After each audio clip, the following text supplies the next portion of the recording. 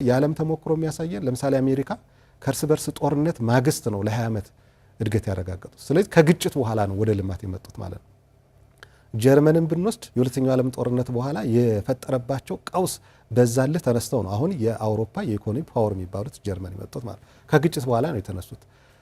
ራሻን ብንወስድ ከክሪሚያ መገንጠል በኋላ ነው ያ ሽንፈት ነው ብለው ተነስተው ሰርተው ነው ዛሬ ራሻ የደረሱበት ደረጃ የምንወስደው። ደቡብ ኮሪያን ብንወስድ በርካታ ሀገራት ቅኝ የገዛት እነ ጃፓን የገዙባት፣ በርካታ ሀገሮች ቻይና ቅኝ የገዛት፣ ብዙ ሀገር ቅኝ ገዝቷት በቅኝ መገዛት ይበቃናል ባርነት ነው ብለው ተነስተው ዛሬ ደቡብ ኮሪያ አንቱ የተባለ ሀገር የደረሰበት ይሄ ነው። ስለዚህ በዓለም ተሞክሮ የሚያሳየን ከግጭት በኋላ በቁጭት ስለተነሱ ነው።